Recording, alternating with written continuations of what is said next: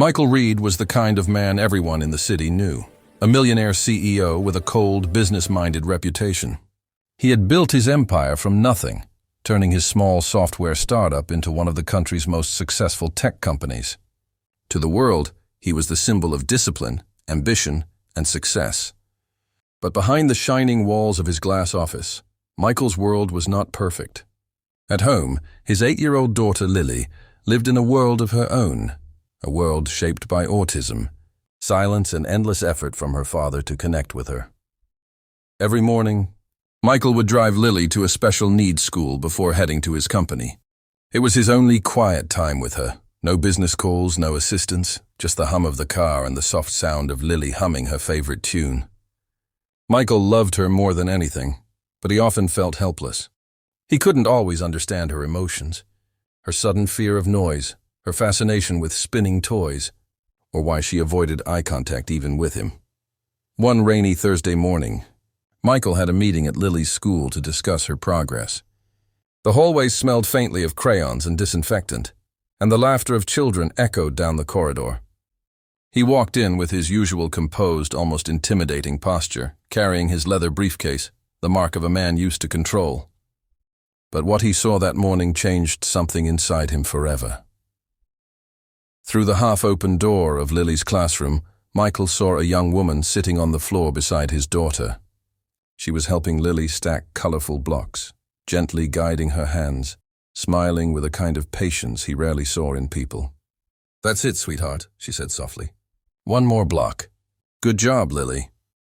For a moment, Lily looked up and smiled, a rare, warm smile that even Michael hadn't seen in months. His heart trembled. After class, Michael approached the woman. "You're amazing with her," he said. The woman, slightly nervous, smiled. "Thank you, sir. I'm just doing my job. Lily's a special soul. She only needs a little more understanding." Her name was Sarah Collins, a part-time classroom aide who had been working at the school for 2 years. She earned little, but gave everything. That night, Michael couldn't stop thinking about her words. She only needs a little more understanding. He realized how often he tried to solve Lily's world like a business problem instead of feeling it like a father. The next morning, he arrived early again, hoping to see Lily smile one more time. But when he reached the classroom, something felt off. The principal was there, speaking in a harsh tone. Sarah stood quietly, holding her handbag, tears in her eyes. "You broke the rules, Sarah," the principal said coldly. "You're not allowed to take a student outside the classroom without permission." Sarah tried to explain. Lily was having a meltdown. The noise in the room was overwhelming her. "I just took her to the garden to calm her down. It was only for a few minutes." "That's not your decision to make," the principal interrupted. "You're dismissed. Please collect your things." Michael froze. He had just witnessed the woman who helped his daughter being fired, not for hurting anyone, but for caring too much. The other staff turned away. No one wanted to get involved. Sarah looked down, her eyes red. When she noticed Michael standing at the door, she managed a faint smile as if to say, "It's okay." But it wasn't okay. Michael's chest tightened. He stepped forward. "Excuse me," he said, his voice echoing through the hallway. The principal turned, surprised. "Mr. Reed, I didn't realize you were here." "I saw everything," Michael said firmly. "And I'd like to know why someone is being fired for helping my daughter." "Sir," the principal stammered, "we appreciate your concern, but school policy." "School policy?" Michael cut her off. "Do you realize what she did? She helped my daughter in a moment of distress. She gave her something your policies can't: comfort, empathy, and understanding." The principal looked uneasy. "It's not personal, Mr. Reed. She broke the rules." Michael stepped closer. "Then maybe your rules are broken." His tone carried the authority of a man used to making decisions that changed companies. But this time, it wasn't about business. It was about something real. Sarah wiped her tears quietly. "It's okay, Mr. Reed. I don't want any trouble. I'll just find another job." But Michael shook his head. "No, you won't. Not like this." He turned to the principal again. "You can't treat people like this, especially not someone who has the heart to do what most wouldn't." If compassion is a mistake in your book, maybe you need to rewrite your rules. There was silence. Teachers whispered in the hallway. The principal didn't know how to respond. Finally, she said, "I'm sorry, Mr. Reed, but the decision is final." Michael looked at Sarah one last time. "Come with me," he said. Outside the school, rain began to fall again. Sarah walked beside him quietly, confused and embarrassed. "Sir, I appreciate what you did, but I really don't want to cause you trouble." "I'll be fine." Michael stopped and looked at her. "Sarah, do you love what you do?" She nodded slowly. "More than anything, those kids. They teach me more than I could ever teach them." He smiled slightly. "Then you're exactly the kind of person I need." Sarah frowned. "What do you mean?" Michael extended his hand. "I want to start something new, a foundation for children like Lily. A place where rules don't punish compassion, where teachers like you can help without fear. And I want you to help me build it." Sarah was speechless. "You can't be serious." "I've never been more serious in my life," Michael said. "I've spent years building businesses that make money. Now I want to build something that makes meaning." Tears welled up in Sarah's eyes again, but this time they were from gratitude. "Thank you, Mr. Reed. I don't know what to say." "Say you'll help me," he said simply.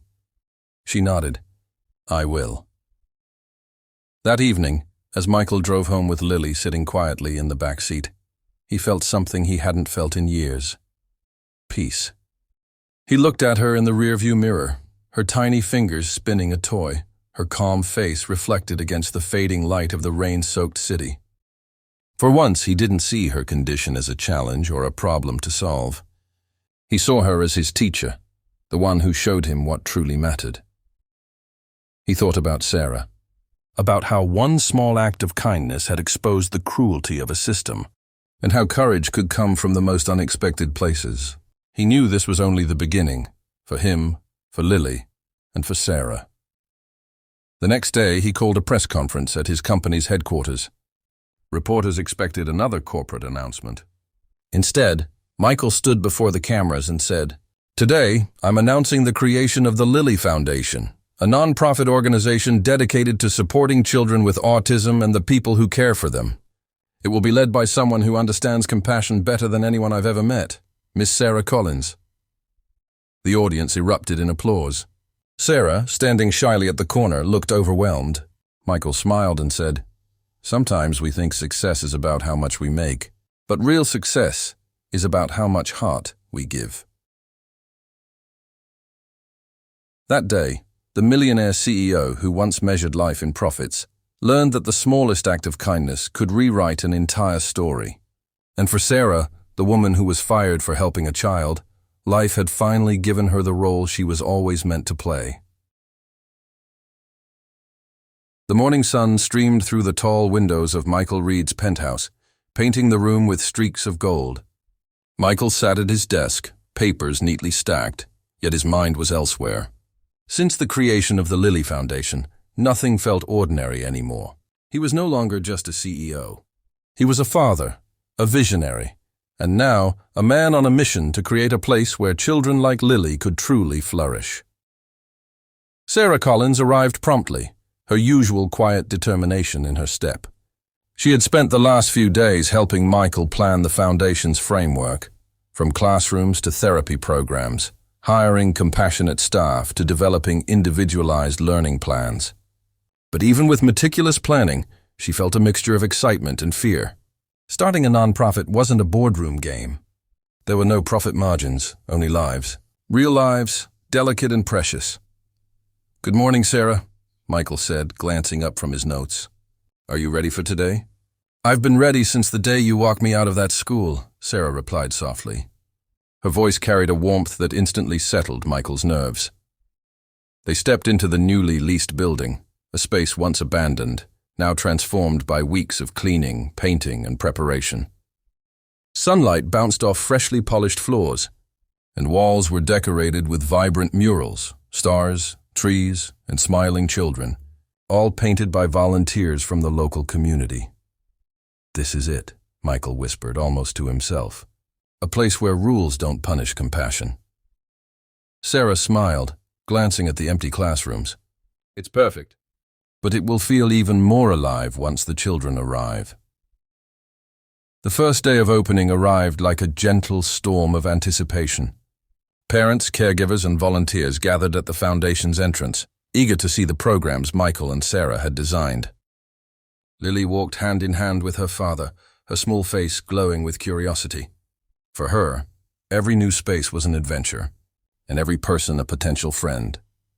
As the doors opened, children streamed in, some shy, some giggling, all carrying the invisible weight of challenges the world hadn't yet taught them to overcome. Michael watched Sarah kneel to greet each child, speaking with a patience that seemed infinite, a reassurance that every small step was a victory. He felt a surge of admiration. This was not just a school or a therapy center. This was a sanctuary. Throughout the day, challenges arose. One child, overwhelmed by the noise of the group, began to cry uncontrollably. Another refused to engage in an activity that was meant to teach social interaction. Michael's corporate instincts kicked in. Efficiency, organization, schedules. But then he looked at Sarah. She wasn't rushing, she wasn't frustrated. She was present. Kneeling beside the crying child, she hummed softly, held his hand, and waited. Slowly, the tears subsided. Michael realized something profound. Success here was not measured by completion or speed. It was measured by understanding, by the courage to face fear, by the tiny victories that didn't make headlines, but made hearts stronger. During a lunch break, Michael and Sarah sat outside on a small patio overlooking the city. The rain from previous days had left a fresh scent in the air, mingling with the aroma of freshly baked bread from a nearby bakery. "Do you ever think about how far this goes?" Michael asked quietly. "How many children we can actually help?" Sarah took a deep breath. "I do. And every time I think about it, I'm reminded of Lily. Every child is like her, unique, misunderstood, and full of potential. If we can reach just a few more, teach them to trust the world again, isn't that worth everything?" Michael nodded. "It is. I built businesses for numbers. Now I build hope for people. And somehow, hope feels like a currency that never runs out." The days that followed were filled with learning, laughter, and yes, even setbacks. Donors were skeptical at first, questioning whether the foundation could make a real impact. Staff members were overworked and emotionally exhausted. But Michael and Sarah refused to give in. They visited each classroom, held meetings with therapists, and listened to parents' fears and dreams. One afternoon, as Michael observed a small group activity, he noticed Lily gently helping another child stack blocks. The other child hesitated, unsure of how to place the blocks without knocking the tower over. Lily, normally quiet and reserved, leaned in and whispered encouragement, her hands steady and guiding. Michael's chest tightened. He hadn't realized that while he thought he was teaching Lily, she was teaching others too. Patience, empathy, the silent power of gentle guidance. Weeks turned into months. The Lily Foundation began gaining recognition. Volunteers arrived from distant towns, inspired by stories of Sarah's unwavering compassion and Michael's commitment to purpose over profit. Local news outlets covered events, highlighting individual children's progress. One child, previously nonverbal, spoke his first sentence during a therapy session. Another, terrified of crowds, joined a small playgroup and laughed for the first time. Michael learned to measure progress differently. Not by spreadsheets, not by revenue, not by market share, but by smiles, by laughter, by moments of connection that made even a single day extraordinary. One evening, as the sun dipped below the horizon, casting golden hues across the foundation's playground, Michael and Sarah walked hand in hand through the empty halls. The echoes of children's laughter lingered, like a memory stitched into the walls. "You know," Sarah said softly, "I never thought I'd be building something this big. Not in my wildest dreams." Michael shook his head, smiling. "Neither did I. I thought I understood success. I thought money and titles meant everything. But what I've learned is courage, kindness, and understanding. Those are the real achievements." Sarah looked at him, eyes glistening. "And you've given us all the chance to make those achievements real." That night, Michael returned home, exhausted but fulfilled. Lily sat at the window, spinning her favorite toy, a small smile on her face. Michael joined her, sitting silently, letting the calm of the moment wash over him. For the first time he felt complete, not because he controlled everything, but because he had learned to let understanding guide his actions. He thought about the future, all the children they could help, all the staff they could inspire, all the hearts they could touch, and he knew, deep in his soul, that the Lily Foundation was not just a place. It was a movement, a testament to what happens when compassion meets courage, when business acumen meets empathy, when a father's love becomes a beacon of hope for many. As Michael watched Lily, he whispered to himself, "This is only the beginning, and together we'll change the world, one child at a time." And in that moment, he realized something truly extraordinary. Real success was never about what he owned, but about what he could give. The foundation of hope had been laid, not in marble or gold, but in the hearts of those who dared to believe that kindness could be stronger than fear, and love more powerful than rules. And so, with every child's laugh echoing through the halls, every small act of courage, and every hand held in compassion, Michael and Sarah knew that the Lily Foundation would continue to grow, a living testament to the power of heart, understanding, and unwavering hope. The early months of the Lily Foundation were a whirlwind of activity, excitement, and unforeseen challenges. Michael Reed, once accustomed to controlling boardrooms and quarterly reports, quickly learned that leading a non-profit demanded a different kind of patience, one measured not by profit margins but by human resilience. Every child was a story, every setback a lesson, and every tiny success a victory that money could never buy. Sarah Collins became the soul of the foundation, guiding teachers, volunteers, and therapists with her quiet but unwavering strength. She knew that each child's journey was unique, and no single plan could work for all. While Michael organized schedules, fundraising events, and partnerships, Sarah taught the team to see beyond charts and targets. They learned to read expressions, celebrate small gestures, and find meaning in moments that might otherwise seem insignificant.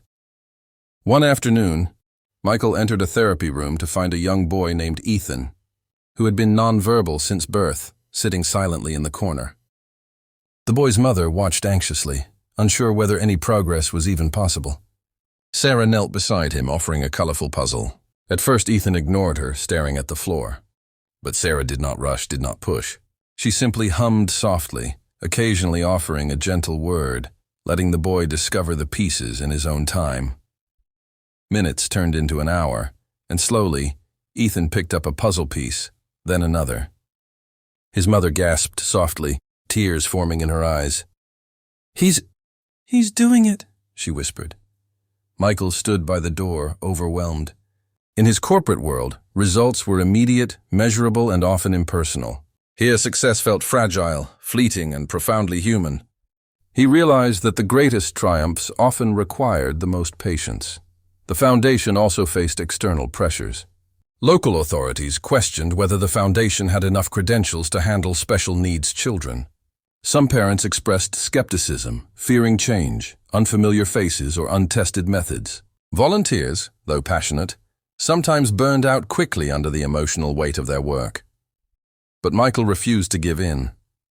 He organized meetings with city officials, demonstrating the foundation's methods, sharing success stories, and explaining the purpose that drove them beyond profit or recognition. He held workshops for parents, helping them understand autism, teaching them small strategies to connect with their children at home. Slowly, trust began to grow.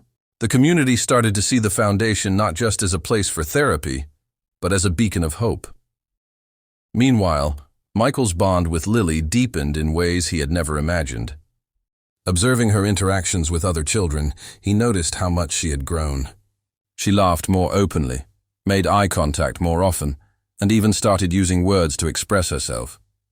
Lily's tiny victories became Michael's guiding light, reminders that change, no matter how small, was always possible when approached with love and patience. There were tough days, too.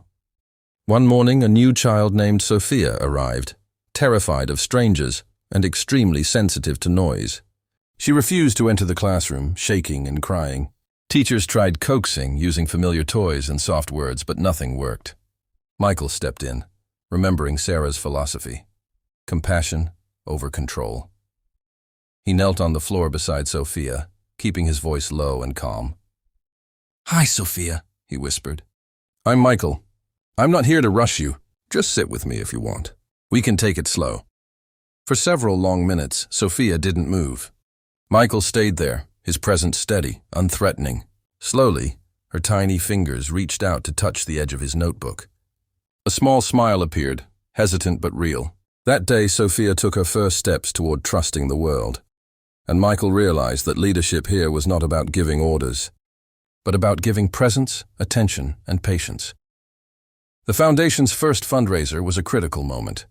Many doubted whether donors would support a cause so specialized, one that seemed distant from conventional charities. Michael and Sarah worked tirelessly, preparing presentations, sharing heartwarming stories, and showing videos of children achieving milestones. On the day of the event, the room was filled with potential donors, philanthropists and community leaders. Sarah shared her journey, the long nights, the moments of doubt, and the small victories that inspired her to continue. Michael stood beside her, speaking from the heart. "We are not here to change the world overnight," he said, "but to change one life at a time. And sometimes one life is enough to start a movement." The response was overwhelming. Donations poured in, volunteers signed up, and partnerships formed. Michael realized that when people witness true dedication and see tangible impact, support follows naturally. But more importantly, he understood that meaningful work demanded consistency, courage, and humility, lessons he had never learned in boardrooms. Over the next few months, the Foundation grew steadily. They expanded classrooms, added new therapy programs, and recruited skilled staff who shared Sarah's philosophy. Michael continued to learn from the children as much as he taught them. He learned the power of silence, the value of observation, and the significance of empathy in ways no financial report could ever measure. One afternoon, during an outdoor activity, Michael watched Lily help a group of children navigate a complex obstacle course. She offered guidance without commanding, encouragement without pressure. The children responded, laughing and celebrating each small achievement. Michael felt a swell of pride and humility. Pride for the Foundation, humility for the lesson Lily had taught him. That true leadership is service, true power is empathy, and true success is measured in lives touched rather than profits earned. Sarah joined him on a nearby bench. "They're thriving," she said, her voice filled with quiet satisfaction. "They are," Michael agreed. "And it all started with understanding, patience, and one small act of kindness. I've spent decades building companies that made money, but nothing compares to building a place that makes meaning." By the end of the year, the Lily Foundation had already changed dozens of lives. Children who once struggled to communicate now sang songs together. Children who avoided interaction began forming friendships. Parents reported not just progress in therapy, but hope, a renewed belief that their children could achieve more than they had dared to dream. Michael reflected on the journey. The Foundation had started as a vision, sparked by the simple desire to help his daughter and a remarkable aide who dared to care. Now it was a movement, a living testament to courage, patience, and compassion. Every challenge had been met with determination. Every triumph, no matter how small, had been celebrated. As Michael tucked Lily into bed that night, he whispered softly, "You've taught me more than I could ever teach you." She responded with a quiet smile, her small hand squeezing his. He realized that while he had started the Foundation to help children like Lily, it had helped him too, to grow, to feel, and to understand what truly mattered. The road ahead would not always be easy. There would be setbacks, obstacles, and moments of doubt, but Michael and Sarah had laid a foundation stronger than any building, more enduring than any financial empire, the foundation of hope, understanding, and unwavering compassion. And as the city slept beneath the twinkling lights, Michael knew this truth with absolute certainty. Every challenge faced, every fear overcome, and every life touched would echo far beyond the walls of the Lily Foundation, leaving a legacy that no one could ever erase. Because true triumph was not measured by accolades, awards, or money. It was measured in courage, empathy, and the unwavering belief that every child, no matter how different, deserved a chance to shine. The years passed, and the Lilly Foundation grew beyond anything Michael Reed had ever imagined. From a modest refurbished building to a bustling center with multiple classrooms, therapy rooms, and outdoor activity spaces, the foundation had become a symbol of hope for children, parents, and educators alike. Yet for Michael, the greatest reward was not in the expansion, but in the transformation, in the lives that had been touched, the hearts that had been healed, and the lessons he had learned along the way. Sarah Collins remained the heartbeat of the foundation. Her unwavering dedication and innate compassion continued to inspire the staff and children alike. Michael often watched her in awe, noticing how her gentle words and subtle gestures could change the course of a child's day, their confidence, and even their self-belief. She had become more than a partner in the foundation. She was a teacher, a mentor, and a constant reminder of the extraordinary impact that one person's heart could have on the world. One crisp autumn morning, Michael entered the main hall of the foundation to find a group of children gathered for a special presentation. Lily, now 11, stood at the front, holding a handmade poster. She looked nervous, but her eyes shone with determination. "Today," Sarah whispered, leaning close to Michael, "she's going to share what she's learned about helping others." Lily took a deep breath and began, her voice soft but clear. "We all have something special inside us. Sometimes it's hard to show it, and sometimes people don't understand. But if someone believes in you, helps you, and gives you time, you can do amazing things." She gestured toward the children in the room, some of whom nodded, others smiling shyly. "And we should always try to help others, just like Miss Sarah and Daddy helped me." Michael felt his throat tighten. The room erupted in gentle applause, and tears welled in his eyes. His daughter, once quiet and withdrawn, was now a messenger of hope, echoing the values he had sought to build in the foundation from day one. Later that day, a reporter asked Michael about the foundation's future. "Where do you see the Lilly Foundation in 10 years?" she inquired. Michael paused, reflecting on the journey, from the moment he had seen Sarah helping Lily, to the countless small victories, to the movement they had built together. "I don't measure it in size," he said finally. "I measure it in love, courage, and understanding. The foundation's future isn't about buildings or programs. It's about the legacy we leave in the hearts of every child, parent, and teacher who walks through those doors. If we succeed in teaching even one person that compassion is stronger than fear, then we have succeeded beyond measure." Over time, the foundation's programs expanded beyond autism. Children with different challenges, from learning disabilities to social anxieties, found solace and growth under its roof. Volunteers came from all over the country, inspired by the foundation's philosophy and the stories of transformation they had heard. Families who had once felt isolated now formed communities of support and friendship. Michael often reflected on his own growth during these years. He had started the foundation as a father wanting to help his daughter, but it had transformed him profoundly. The lessons he had learned from Lily, patience, empathy, and the quiet strength in small victories, had reshaped his view of success. He no longer measured life in profits, titles, or influence. He measured it in moments of connection, acts of kindness, and lives touched. One winter evening, as snow lightly covered the city streets, Michael and Sarah sat by the fireplace in the foundation's staff lounge. Around them, children were reading, drawing, and quietly laughing, the hum of life filling the room. "Do you ever think about what started all this?" Sarah asked, her voice thoughtful. "Just a small act of kindness one day at a school?" Michael nodded. "I see it every day, in every child. What seemed small then, a simple act of empathy, has grown into something that touches so many lives. It's amazing how one choice can create ripples that go far beyond what you could ever imagine." Sarah smiled softly. "And the ripples keep spreading." Michael reached out, taking her hand gently. "Yes, they do. And that's our legacy.